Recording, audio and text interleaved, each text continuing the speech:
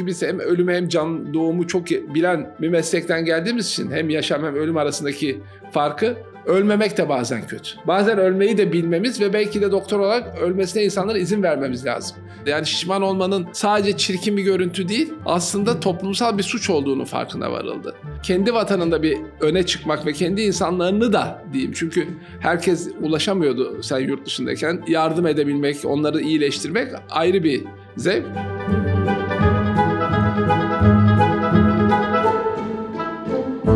Merhabalar.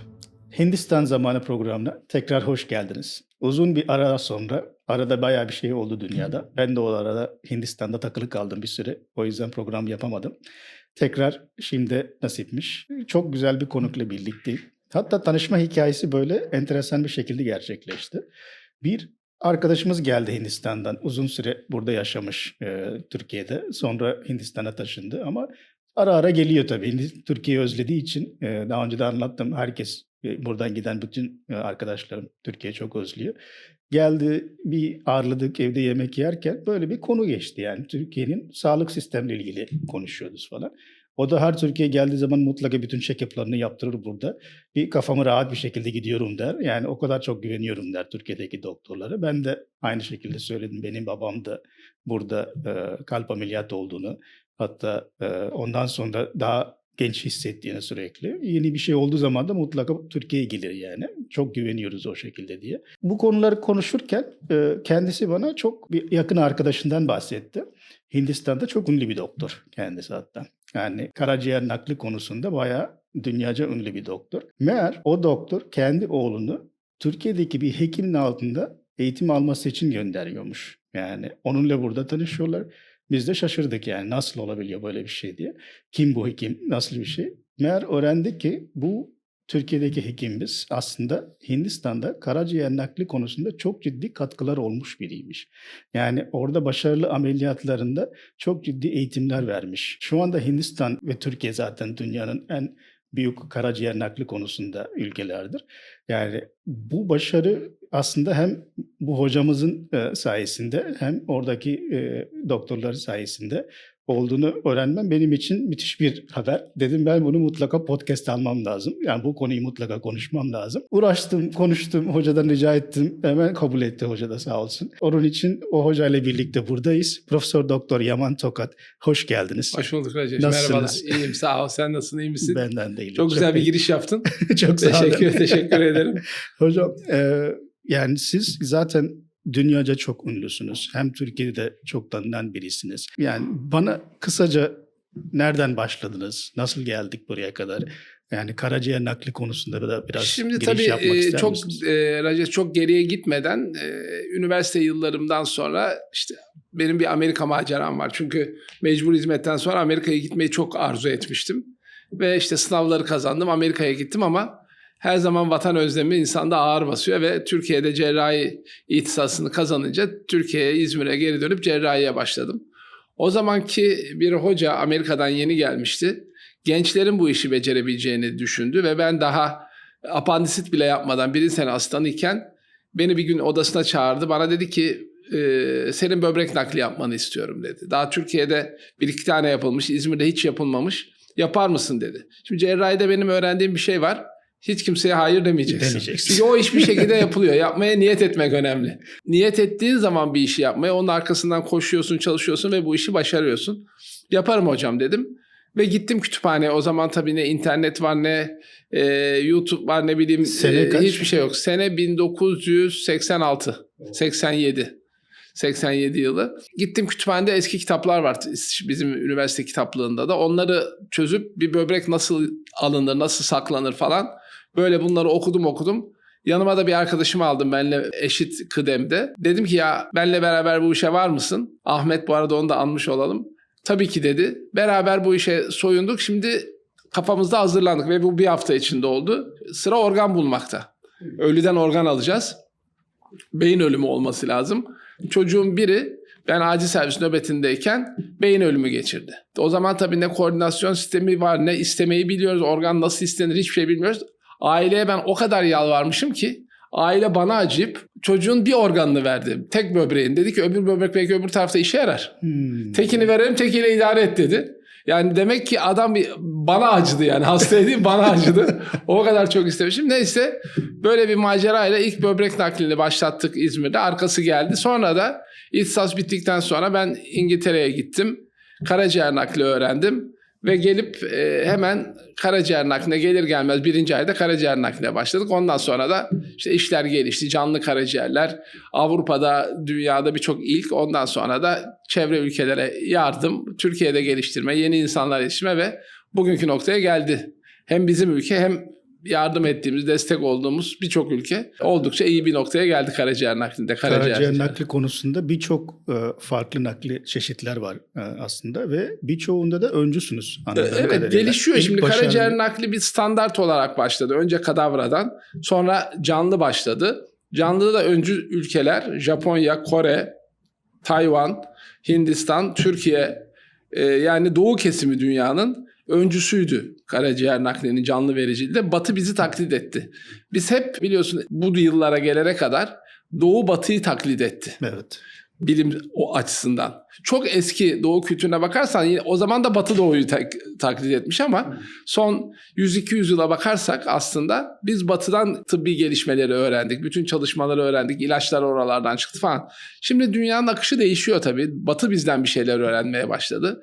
Aslında İngilizce deyimiyle payback, yani biz geri ödüyoruz şimdi. Aldığımız bilgileri öğrendik. Şimdi onları geçtik, geri ödüyoruz. Bu ülkeler arasında tabii Türkiye, Hindistan, Çin, Kore, Japonya çok ileri gitti ve bütün bilgileri Batı ile paylaşıyoruz. Batı'nın bizden öğreneceği şeyler var. Bizim hala Batı'dan öğreneceğimiz çok şey var. Ama ortak alana geçtik. Ben karaciğer nakli için hep şunu söylüyorum. İlk defa Batı'dan bir şey öğrenmedik. Batı ile beraber bir şey öğrendik. Harika.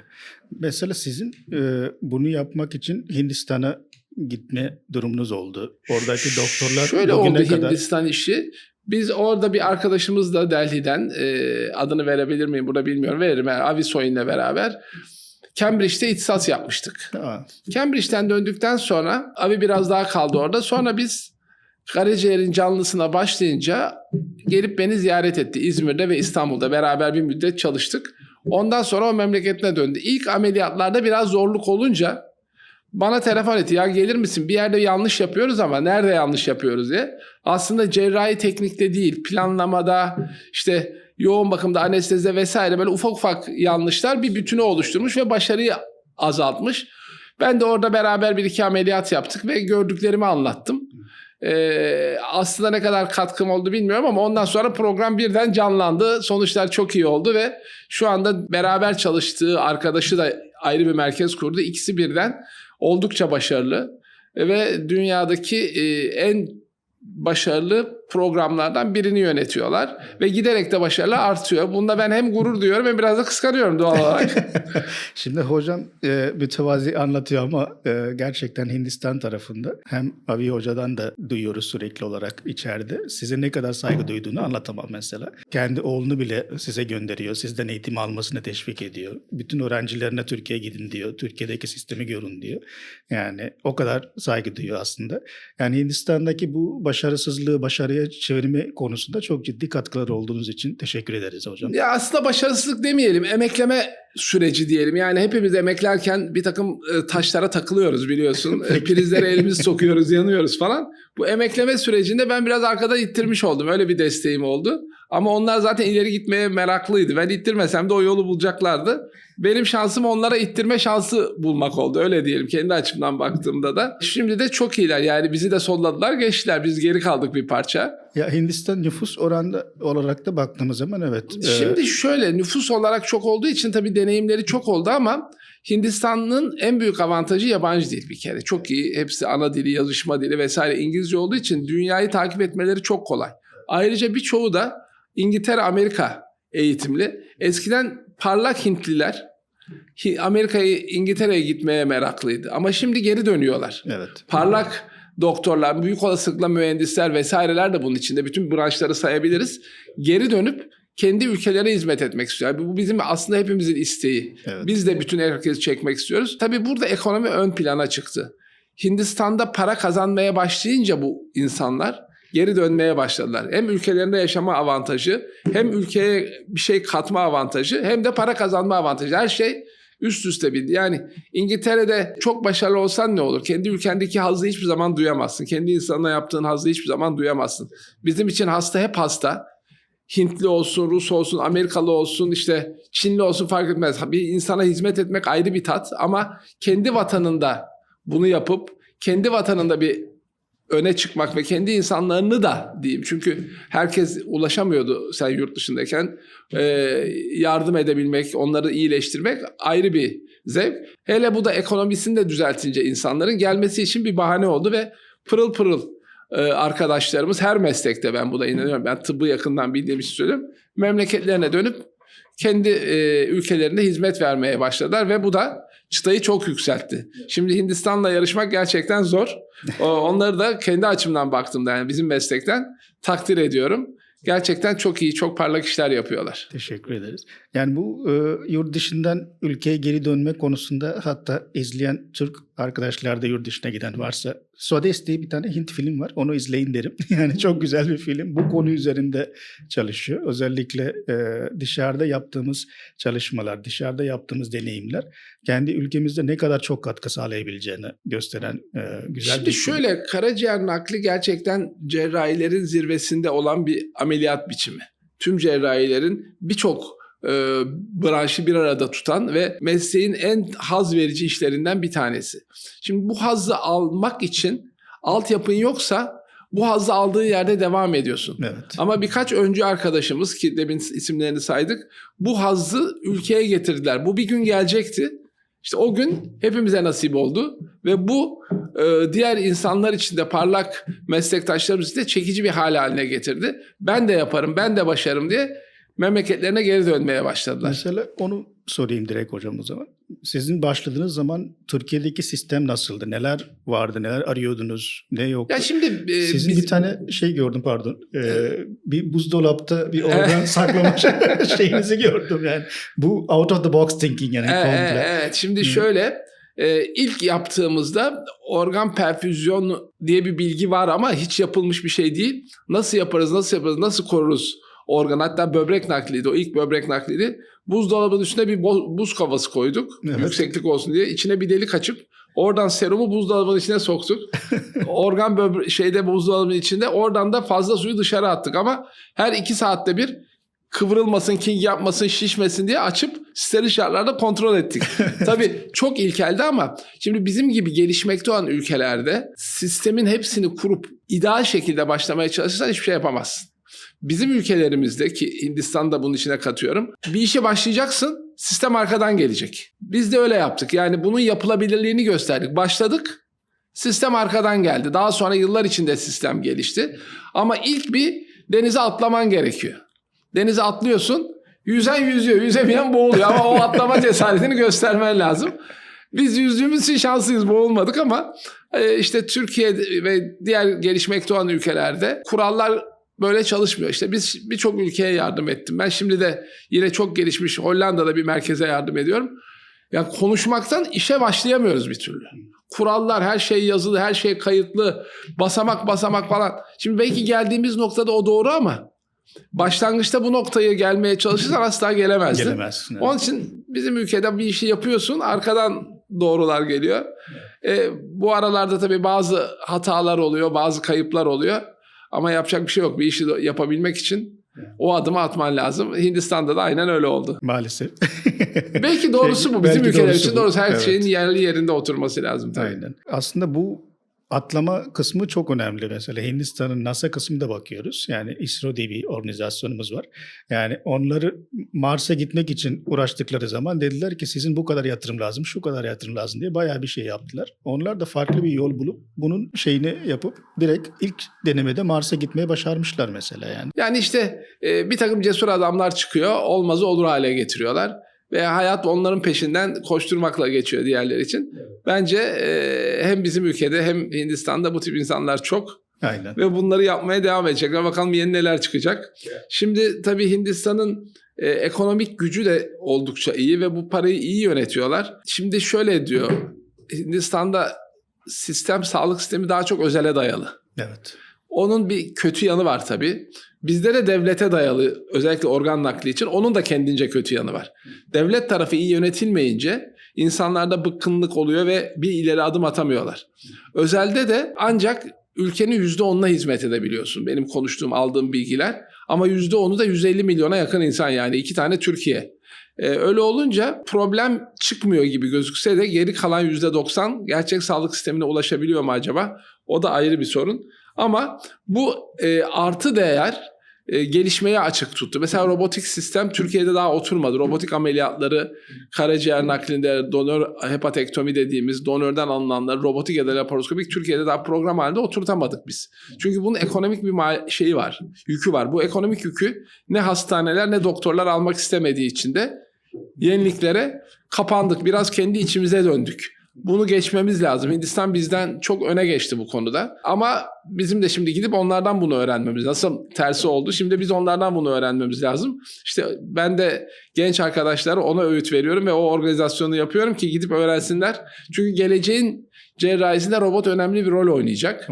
Özellikle bu 5G, belki ileride 6, 7, 8G'ler çıkıp da aktif hale gelince uzaktan ameliyatlar ki başladı şimdi yavaş yavaş daha rutine oturacak. Böylece bilir kişi sayısı azalıp yapılan işin kalitesi ve sayısı artacak. Ya bu konuda kültürel olarak nasıl karşılık görüyorsunuz? Yani Türk insan buna rahat girebiliyor mu mesela? Bir robot beni ameliyat edecek deyince. Ya şimdi robot aslında ameliyat etmiyor. Robotu biz kullanıyoruz, insanlar kullanıyor. Robotun ameliyat edeceği yıllar da gelecek. Az kaldı aslında. Şimdi robot gelişmesi bizim gelişmemizin önünde. Robotlar bizden hızlı gelişiyor. Yani biz robotu öğrenene kadar robot bir adım öne geçiyor. Biz ona alışana kadar bir adım daha öne geçiyor. Ve sonunda bu AI ile de birleştikten sonra mutlaka çok uzun, ben kendi açımdan sağlığım el verirse göreceğime inanıyorum. Bunu 3-5 sene içinde olacağını düşünüyorum. Wow. Robot kendi kendine ameliyat eder hale gelecek. Zaten deneyler başladı. İşte ince bağırsakları birbirine gayet güzel dikiyorlar. Hatta bizden iyi dikiyorlar. Çünkü iş yaparken sağa sola da laf ediyoruz. Dikkatimiz dağılabiliyor. İşte onlarda öyle bir şey yok. Mesela atıyorum bir cam kırılsa sen gayri ihtiyari dönüp bakıyorsun. Belki o anda çok da iyi geçmeyebilirsin dikişini. Ama robot öyle değil. Ne cam sesi duyuyor, ne sağa sola bakıyor, ne duygusal bir hali var. O hep aynı işi yapıyor. Bir gün gelecek bizden de iyi yapacak. O gün işte sen karaciğer naklini işte diyelim yılda 20-30 bin karaciğer nakli yapılıyor. Bu genelde dünya genelinde 30 bin ameliyatı yükleyeceksin. Ertesi sene eskileri de yükleyeceksin. Yenileri de yükleyip milyonlarca ameliyata ulaşacaksın. Bu milyonlarca ameliyat onun hafızasında duracak ve artık yapmış gibi. Çünkü ben kendimden hatırlıyorum, ilk ameliyatı yaparken o kadar güzel oldu ki sanki 100 yıldır bu ameliyatı yapıyormuşum gibi. Neden? Çünkü ben girdiğim her ameliyatı yazdım. Cambridge'de eğitim sırasında ve her ameliyatı rüyamda yaptım ben o gece. Kafanızdan. O kadar çok yapmışım ki ben ameliyatı gerçek hayatta karşıma hasta geldiğinde ezbere yaptım. İşte ben geçenlerde Cenevre'de Dünya Karaciğer Nakli Kongresi'nde bir konuşmam vardı. İşte neden biz yeterince hala iyi değiliz ve standartımız yüksek değil canlı karaciğer naklinde, oydu konuşma benim. İşte belli bir yaşa gelince belli bir deneyime bu tip konuşmalar veriyorlar insana. Konuşmaya hazırladım. Salı günü gideceğim Cenevre'ye. Pazar akşamı televizyon seyrediyorum. Televizyonda da Miami Grand Prix'si var. Formula 1. Bilmiyorum sen ilgilenir misin? Rajet, sever misin Formula 1'i? Uzaktan bakıyorum. 18 yaşında bir çocuk daha ehliyetini 6 ay önce aldı. Formula 1 yarışçısı olduğunda araba ehliyeti yoktu. Annesi götürüp getiriyordu okula. Bu çocuk yarışı kazandı ve bu sene son 3 yarışı bu çocuk kazandı. 18 yaşında da. Bu tamamen outlier teorinin Nasıl olur yani. bu diye ve ben bunu bütün konuşmamı bunun üzerine kurdum. Değiştirdim her şeyi. Çünkü bu adam o kadar çok belli ki simülasyon yapmış. Bu çocuk çocukluğundan beri 9-10 yaşından beri simülasyon yapa yolları her şeyi ezberlemiş. Nerede kaç kilometre gider, nerede frene basılır, nerede gaza basılır, nerede lastik değişir. Kafasında şeyi kazanmış yani. Yarışı kazanmış, girince de kazandı. Biz de ameliyatı kafamızda yaptık. Yapınca da son derece kolay oldu. Yani normal sürede bitti. Yüzlerce yapmıştan daha hızlı bitti ameliyat, hiç kanamadı. O kadar kolay bir ameliyat oldu ki. Çünkü kafamda yapmışım ben o. İşte robota da bunu öğretiyoruz biz. Robotlar kafalarında bunu ezberliyorlar. Ve tabii ki ben 100 ameliyata girmiştim ilk ameliyata yaptığıma. Robot 1 milyon taneye girmiş olacak kafasında ve bunu ezberleyecek. Doğal olarak senden daha iyi yapacak. Burada insan faktörü nerede öne geçiyor? O 1 milyondan bir tane farklı bir şey çıkabilir. Yani 1 milyon birinci komplikasyonu sen görüp önleme şansına sahipsin belki. Evet. Onun görebileceği. Çünkü yeni makineler artık damarı kesmiyor makası. Sen iğneyi böyle çevireceksin, o senden önce hareket edip çeviriyor. Düğümü böyle atacağını o senden önce atıyor düğümü. Bizim ameliyatlar elimizden almalarına çok az zaman kaldı. Ama yine başında konsülün biz oturacağız. Biz diyeceğiz ki ya bak böyle gidiyorsun ama bu doğru değil. Sağdan git, soldan git falan filan. Hani nasıl navigasyon bazen hep doğru yolu göstermiyor. Bazen trafiğin içine sokuyor seni. Biz de oralarda kurtarıcı olacağız. İşte o zaman bilgiyi kullanmak öne geçiyor. Şimdi bilgi çok kolay. Bilgiyi bilmeyen yok. Bilgi nerede? Bütün Her bilgi yerde. burada. Aynen. Ne sorsan artık işte ChatGPT, Cloud vesaire Hemen. her biri doktor. Evet. Değil mi? Soruyorsun ve doğruyu da söylüyorlar. Aslında bizim bilgiye ulaşmamız çok kolaylaştı. Çok kolaylaştı. Şimdi sorun bizim bu ameliyatlara başladığımız yıllar bilgiye ulaşmak mümkün değildi. Biz bilgiyi bulup zorla çıkarıyorduk bir yerlerden, bir şeyler katıyorduk. Şimdi bilgi var. Bilgiyi kullanmayı bilmek lazım. Bilgiye ulaşmak kolay. Bilgiyi nasıl kullanırız? Evet. Anlatabildim mi? Şimdi bütün iş burada kaynaklanıyor. Önümüzdeki yıllar bu AI ile birlikte bütün dünya değişiyor zaten. Tıp da değişecek. Değişmemesi mümkün değil. Türkiye'de nasıl hocam şu anda bu teknolojik altyapı, AI Ya kullanımı, şu anda robotik Türkiye'de kullanımı? her şey var ama maalesef insanlar böyle bir boşlukta gibi hissediyor. Ne yapacaklarını bilemiyorlar. Genç kuşak da öyle. Doktorlar için konuşayım tabii ben, yani diğer mesleklere bulaşmadan. AI'yi bilen ve bilmeyen doktorlar diye ayrılacak artık. AI'yi kullanmasını biliyorsan bir adım öne çıkacaksın. Bu ister ameliyatta, ister başka alanlarda, ister dahili branşlarda AI hepimize çok yardımcı olacak. Gerçekten şu anda hepimizin elinin altında var. Bir problem, hastalarda da bu var. Hasta senin bilmediğini çok iyi anlıyor. Sen bilgiye sürekli ulaşabilmeyi becermelisin. Evet. Bilgi orada duruyor, bilgiye ulaşacaksın. Senin deneyimin ve eğitimin de o bilgiyi kullanmasını sana öğretmiş olacak. Evet. Türkiye'nin altyapısı buna çok müsait. Ama işte dediğim gibi mesela cerrahide robota çok daha hızlı giremedik. Karaciğer hastalıkları açısından ama prostatta çok iyi bizim ürolog arkadaşlar. İşte kolorektallerde, kalın bağırsak ameliyatlarında çok iyiler. Ama karaciğerde daha o konuya giremedik. Yeterince diyeyim. Bir ufak tefek yapıyoruz ama yeterince istediğimiz noktada değiliz. O da zaman içinde gelişecek diye düşünüyorum. Mesela bu konuda hem Hindistan'da bakıyorum hem Türkiye'de bakıyorum. Yani Hindistan'da biz teknolojiyi çok güzel satıyoruz dışarıda ama kendimiz çok az kullanıyoruz. Maalesef böyle bir şeyimiz var. O da ekonomi. Hindistan tarafı aynen. Ekonomiye dayanıyor da onun Aynen. için. Yani çünkü ben zamanında aslında Türkiye'nin teletip proje üzerinde çalışan biriydim. Dolayısıyla neredeyse bütün hastaneleri gezdim Türkiye'deki. PACS yazılım diye bir yazılım kullanıyorsunuz zaten radyoloji kısmında. Bu yazılımın ciddi modüllerini yapmış biriydim. Burada kurduktan sonra teletip projesini gördüm Türkiye'nin. Dedim müthiş bir proje. Tabii. Bunu dedim hemen Hindistan'da yapmam lazım diye. Oraya gittim. Oradaki başkanlara anlatmaya çalıştım. Yok, sistem yok. Daha bilgisayar girmedi hastaneye. İşte. Yani devlet hastanelerde. Dolayısıyla orada daha geç geliyor artık yavaş yavaş. Şimdi biz AI diyoruz, robotik diyoruz. Hani devletler bu konusunda nasıl hareket etmesi lazım sizce?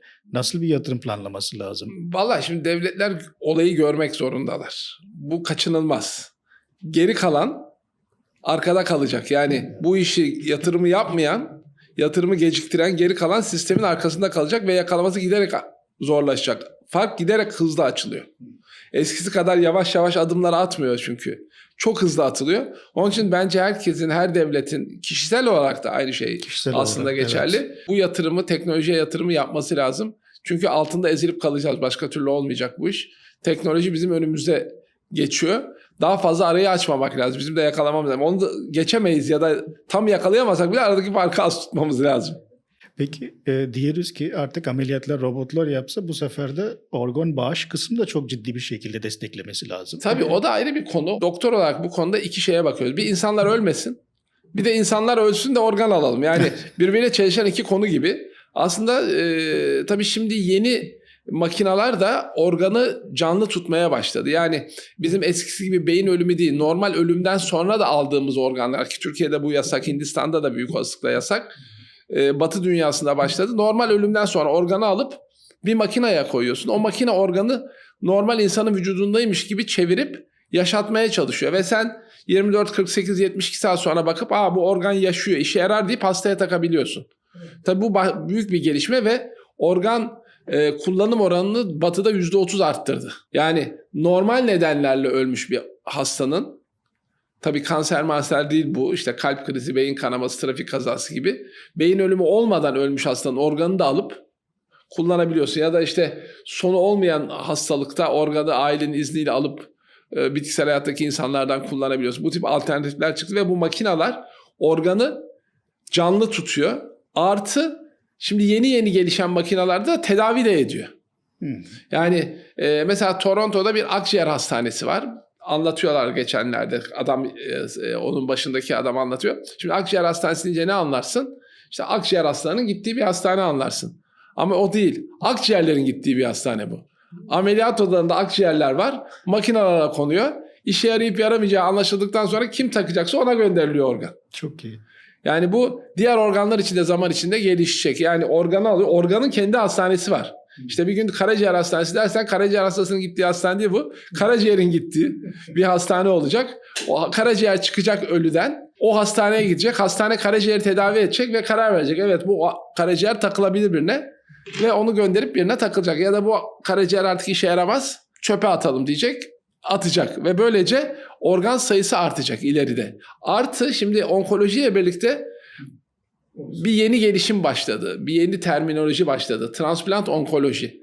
Yani kanser hastalarının çoğu karaciğerdeki problemlerden ölüyor. Mesela kolorektal kanserler, işte meme kanserleri, mide kanserleri, pankreas neyse karaciğeri tutup karaciğer yetmezliğinden ölüyor. Ve biz zaman içinde bütün bu karaciğerin bir de primer kanserleri var. Hepatoselüler karsinom, kolangiokarsinom gibi kendi öz kanserleri var.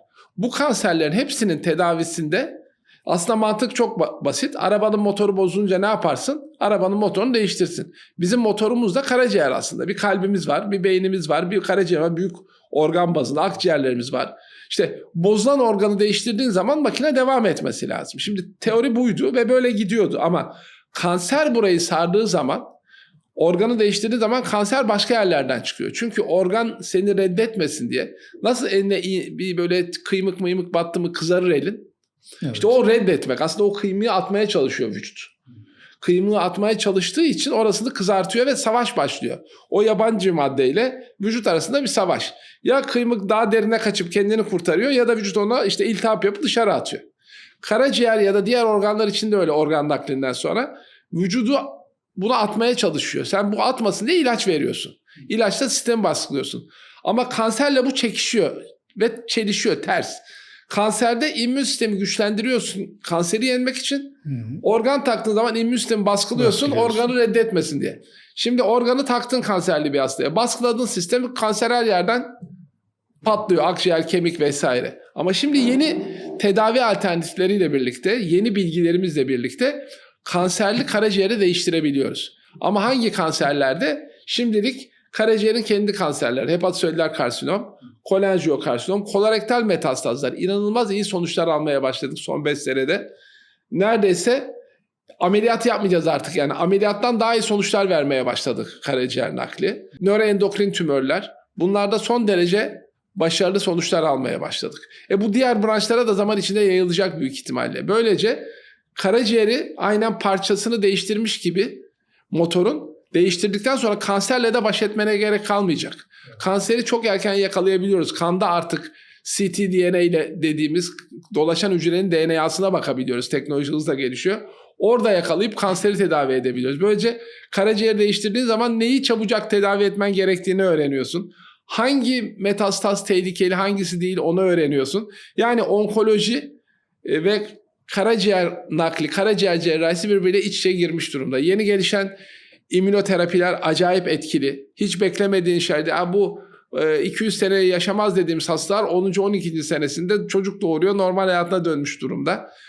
Yeni tedaviler, yeni bilgiler, yeni teknolojiler hepimizin ömrünü uzatacak. Herkes onun için çalışıyor. Tabii şunu da unutmayalım. Ölümsüzlüğü istemiyoruz. Ölmemiz lazım ki arkası onu gelsin. Onu soracaktım hocam. Ölümsüzlüğe karşıyız. Ne kadar uzağız mesela? Ölümsüzlüğe karşıyız. Ölümsüzlük istemiyoruz. Yani ben yıllar önce bir 20-30 yıl kadar önce herhalde bir ölümsüzlükle ilgili bir kitap okumuştum. Bir science fiction bir kitap. Gerçekten ölümsüzlük çok kötü. Ölmek zorundayız yani. Ölmezsek dünya ayvayı yer. Yeni gelen kuşaklara düşünebiliyor musun? Burada insanlar ölmemiş. Milyonlarca insan yerde kolu bacağı kopuk üstüne basarak yürüyüp geçiyorsun falan. Ama bir türlü ölemiyorlar. Sürekli acı çeken insan grubu, yaşlanmış, vesaire berbat bir şey yani. Ölmemek, çünkü biz hem ölümü hem can doğumu çok bilen bir meslekten geldiğimiz için hem yaşam hem ölüm arasındaki farkı, ölmemek de bazen kötü. Bazen ölmeyi de bilmemiz ve belki de doktor olarak ölmesine insanlara izin vermemiz lazım. Biz de doktorlar insanların ölmesine de izin vermiyoruz. Bunu bir ego meselesi. Kimse ölmeyecek falan yani. Öyle bir şey yok. Ölmek zorundayız ki yeni nesiller gelsin. Ama neyi istiyoruz biz doktor olarak ya da tıp camiası olarak? Daha uzun yaşamayı, daha kaliteli ve daha sağlıklı yaşamayı istiyoruz. İşte bu da aslında başarılıyor.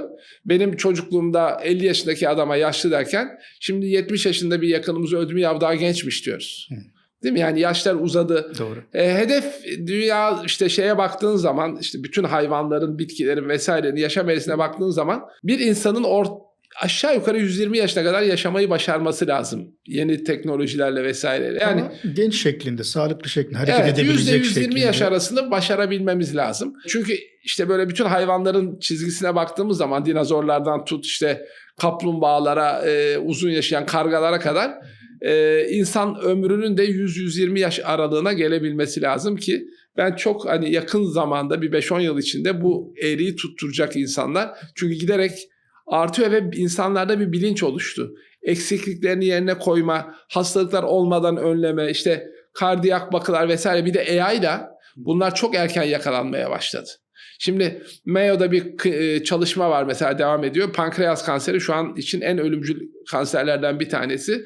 Daha kanser hücresi oluşmadan radyolojik olarak yakalanmaya başladı. Bu hücre kansere dönüşebilir diye tanı koyup takip edilip daha kanser dönüşmeden onu çıkartabiliyorlar falan. Yani Wow. bunlar tabii çalışma hepsi ama önümüzdeki yıllarda bunların hepsi hallolacak. İşte bir yandan kök hücre çalışmaları, bir yandan hayvan xenotransplant dediğimiz hayvan çalışmaları, sağlık sistemi çok hızlı gidiyor. Şimdi kök hücre çalışmalarda sizin bir organınızda tekrar Evet. yapabiliyorsunuz, Evet.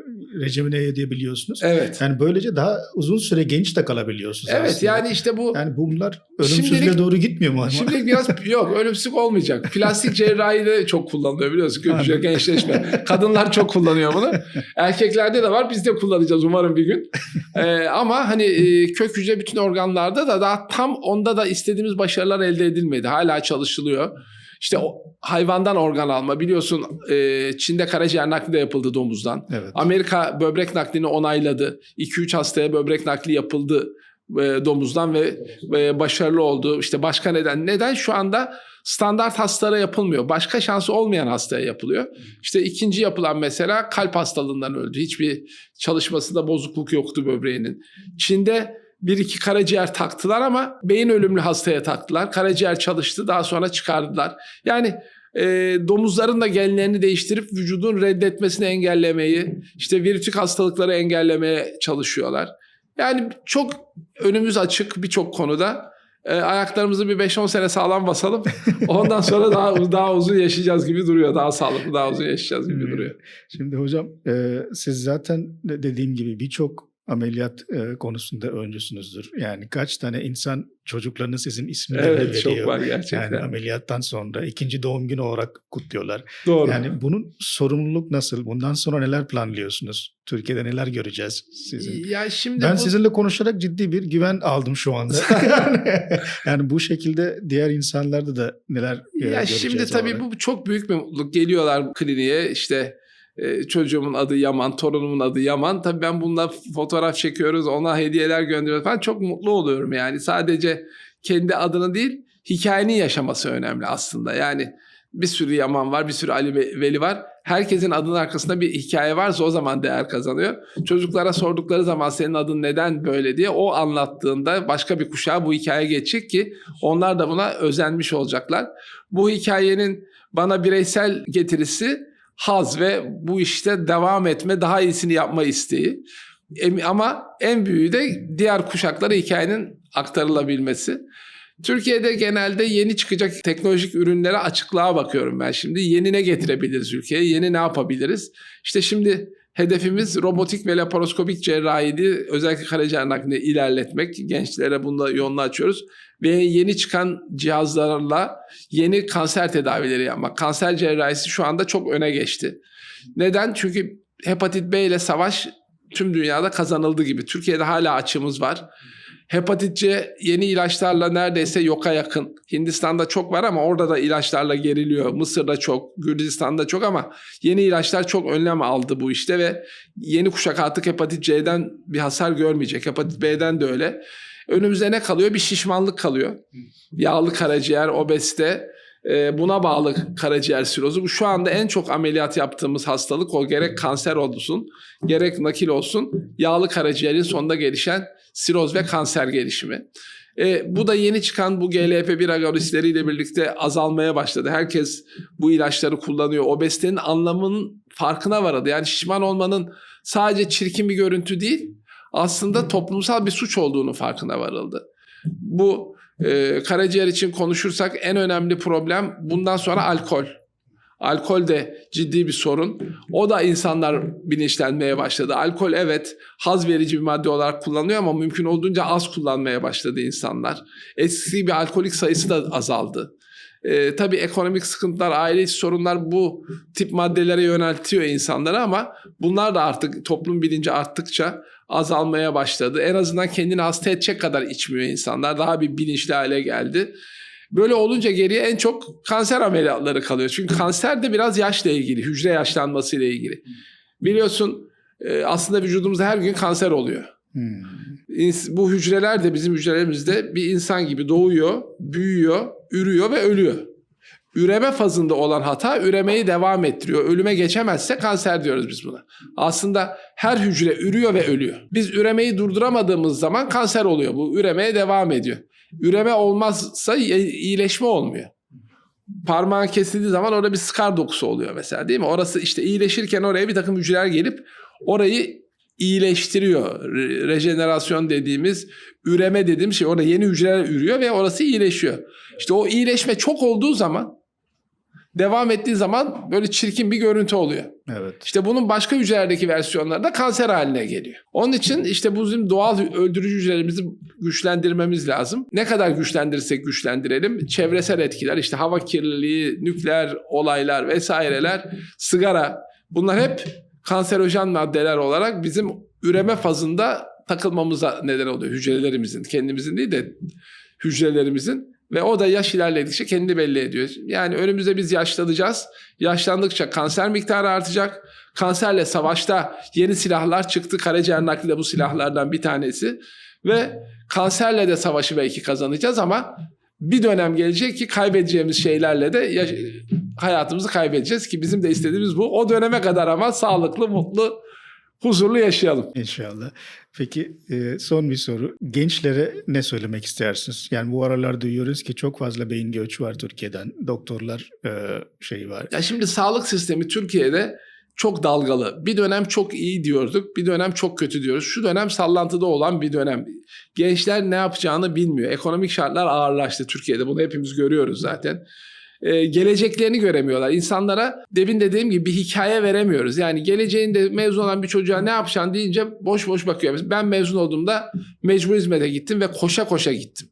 Mecbur hizmete gitmek, ülkeye hizmet etmek bizim için bir onurdu. Şimdi böyle bir şey kalmadı. Çünkü ülkede liyakatın değeri biraz azaldı maalesef. Liyakat dediğimiz şey çok önemli. Şunu biliyordu insan eskiden. Ben çalışırsam başarırım. Bugün bu duyguyu kaybettiler. Bence en önemli şey bu. Çalışırsam başarırım duygusunu kaybettiğin an çalışmamaya veya başka bir yerde çalışmaya başlıyorsun. İnsanlar ya işlerini bırakıyor ya da başka bir ülkeye göçmeye çalışıyor. Bizim tekrardan insanlara çalışırsam başarırımı kazandırmamız lazım. Bence Türkiye'deki bugün için gençlerdeki en büyük kayıp bu. İnançlarını yitirdiler. Yani hem kendilerine hem toplumsal olaylara hem çevreye hem de ülkeye inançlarını yitirdiler. Bu ülkeye inancımızı kaybetmemeli ve tekrar kazanmalıyız. Bunun için mücadele vereceğiz. Gerekirse hep beraber tekrar mücadele vereceğiz. Ve bütün gençlerin kendi hikayelerini yazmalarına bir imkan tanımamız lazım. Bizim de onların da bu hikayeyi yazmalarına inanmamız lazım. Onun yolu da çalışmaktan geçiyor. Çalışan sonunda başarır. Evet, çalışırsan başaramam korkusu var hepimizde, herkeste, özellikle gençlerde. Haksız değiller bir kısmı ama yine de çalışmaktan başka yapabilecekleri bir şey yok. Hayallerinin peşinde koşsun lafı çok klişe bir laf ama çalışarak elde edebilecekleri şeyler çok. Çalışmaktan da yılmadan devam etsinler çalışmaya. Teşekkür ederim hocam. Yani bir son lafı söyleyeyim burada. Maalesef şu anda sosyal medya çağında yaşıyoruz baktığımız zaman. Birçok insanlar sanki çok şey başarmış gibi kendine Evet, pazarlıyor. evet. Yani arkası bu kadar dolu olmayabilir, daha az şey olabilir ama yani bunları gördükçe gerçekten çalışanlar da demotive olmuyor değil yani. Yani bu konularda evet devletlerin de Çin'de mesela geçenlerde şey yapmış. Yani eğer bir belgen yoksa sosyal medyada influencerlik yapamazsın bu konuda diye. Yani bu tarz şeyler gelmesi gerektiğini Şimdi şöyle söyleyeyim inanıyorum. sana. Rajet, bu şeyle birlikte, sosyal medya olayla birlikte işte Instagram'da, işte daha da pornografik yere gidersen OnlyFans'da falan bir günde zengin olmaya başladı insanlar. Ve gençler de Onu başarı zannetmesi kötü evet, aslında. kolay zengin olmanın yolunu tutmak istiyor. Bir app yapıyor, zengin oluyor. İşte parmağın ucunu gösteriyor, zengin oluyor. Öbürü yediği yemekleri yazıyor, zengin oluyor. Yani böyle hiç hayal edemeyeceğin şeylerle insanlar zengin olmaya başlayınca, diğer tarafta da yıllarını gece gündüz çalışarak vermiş insanlar 3 kuruş paraya çalışıp ya bu muydu benim hak ettiğim demeye başlıyor. Halbuki bu devran dönecek tabii. Yani bu böyle devam etmeyecek. Ama tabii düzene de ayak uydurmak zorundasın. Yani akıllı insan bu düzene ayak uydurup çalışıp neyin kendine en çok getirisi olduğunu hem sosyal hem ekonomik hem ruhsal bilip kazanan insan oluyor. Diğerleri de kaybeden oluyor, maalesef hayat böyle. Bizim babamın böyle bir laf var. Her zaman para kazanabilirsin ama ismini sadece bir kere kaybedeceksin Evet. diye. Yani o isim mesela sizin başkalarının çocuklarına sizin isim vermesi gibi bir haz bence milyon dolarda yoktur. Evet. Onun tabii yani bizim mesleğin de öyle bir hazzı var. Ama sadece bu haz yetmiyor. Birleştirmek lazım. Hepsini birden birleştirirsen o hazzı tepeye çıkıyor. Zaman ayırdığınız için çok teşekkür Rica ederim. ederim. Teşekkür Güzel bir ederim. muhabbet oldu. Umarım tekrar şey yapmak isterim. Biz size. konuşsak sabaha kadar konuşacağız. Konuşacağız gibi. Aynen. Yani hatta Hindistan'a da beraber gitmek isterim Gideriz, sizinle. ne güzel olur tabii. İnşallah. Ben aşağı yukarı her sene gidiyorum Hindistan'a. Harika. Bir kongre oluyor falan. Fakat Hindistan'dan şöyle bir şikayetim var. Buyurun. Ya ben 20 senedir her sene en az bir kere gidiyorum. Hı hı. Hala vizeyle uğraşıyoruz. Her defasında bu vize sorunu. Bunu hemen iletiyorum. Hemen ilet, çünkü bu vize sorunu sadece bana değil. Yurt dışından yaptığımız kongrelerde de misafirlere sorun oluyor. Herkese vize uygulaması.